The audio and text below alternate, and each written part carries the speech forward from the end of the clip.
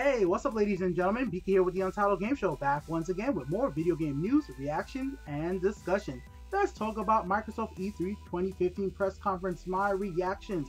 They had a blast of a conference in general. They showed so much gameplay, and as a gamer and as somebody who just bought an Xbox One literally 3 days ago, I am hyped for these games coming out this fall. But first thing we're going to do, guys, we're going to go over my predictions for Microsoft event. What did I get right? What did I get wrong? Over the weekend on Saturday with the Untitled Game Show, I made a bunch of predictions. Let's see what I got right and wrong. Let's start off with number one of my predictions, that Phil Spencer was going to be wearing a bunch of different t-shirts with a lot of indie games, classic games. I got that one kind of wrong, so we'll move on from there. Oculus Rift showing up at the E3 press conference for Microsoft. Yes, it was there. It wasn't talked about for very long, but Microsoft showed up at Oculus, so I would think it would be fair that, well, they get some showing too from Microsoft. So Oculus was there. No hardcore Kinect games announced and no Kinect mentioned. And I was 100% correct. Kinect wasn't talked about at all during the press conference.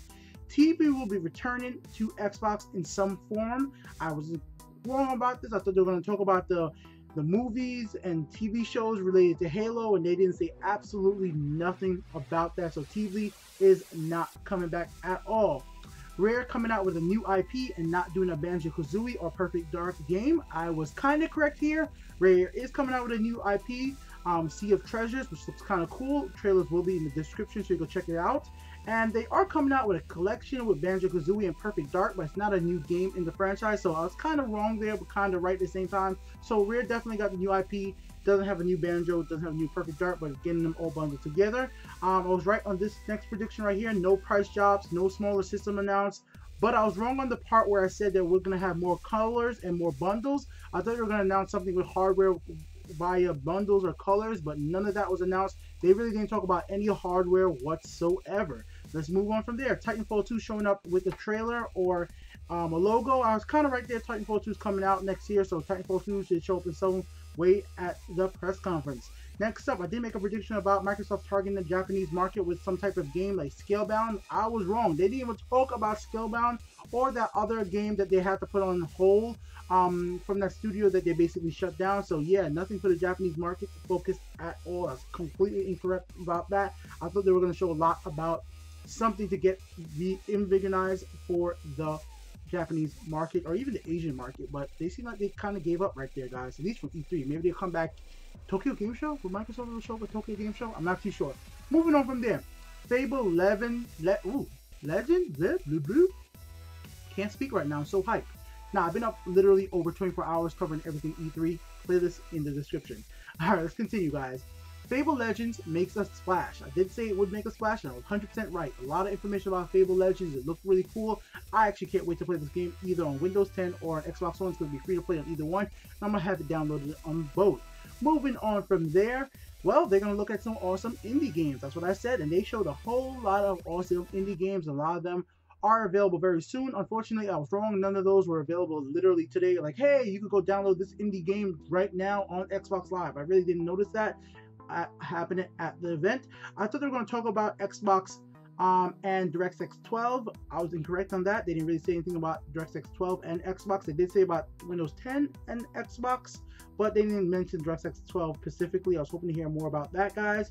I thought they were going to improve their sharing functionalities on the Xbox One, but they didn't really talk about that either too much. So I was really hoping they would go really deep into some big overhaul in how sharing, how much length you could share a video for, the quality of the screenshots, like, you know, a bigger file size for the screenshots, so more details on screenshots, but nothing like that was actually mentioned in the conference. I thought they were going to talk about the power of the cloud. I got that completely wrong. They didn't say the power of the cloud even once. I was really hoping that they said it at least twice in the conference, but the power of cloud was not talked about. Battletoads is not happening was one of my predictions, and guess what? Battletoads is not happening. Nope, not right now at least. So yeah, there we go. And this was a prediction that other people thought that might happen. Microsoft unveil a handheld. That didn't happen. I was sure it wasn't going to happen.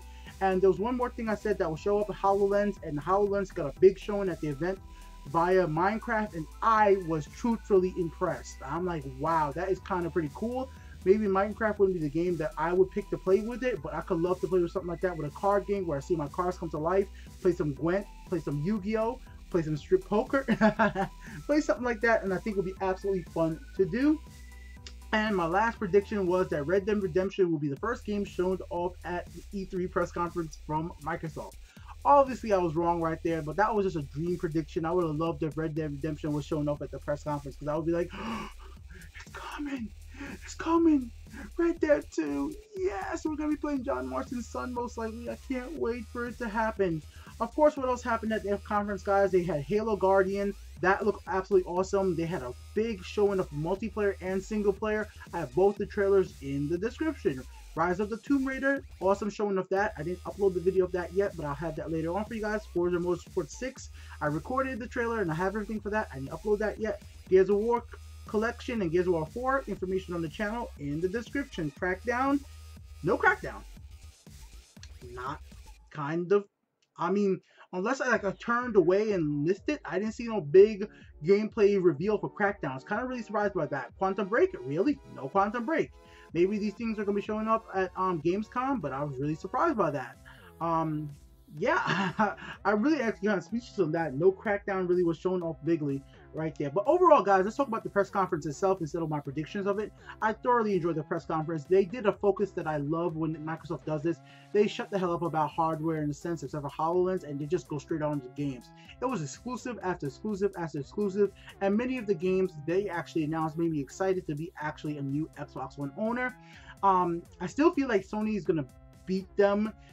And the only reason for that, we know less about Sony and what they're bringing out, and they have more systems, more studios that can make exclusive games. So even with all the exclusives they have announced, I am definitely interested in what they have to offer on Microsoft platform, and I will be picking up those games.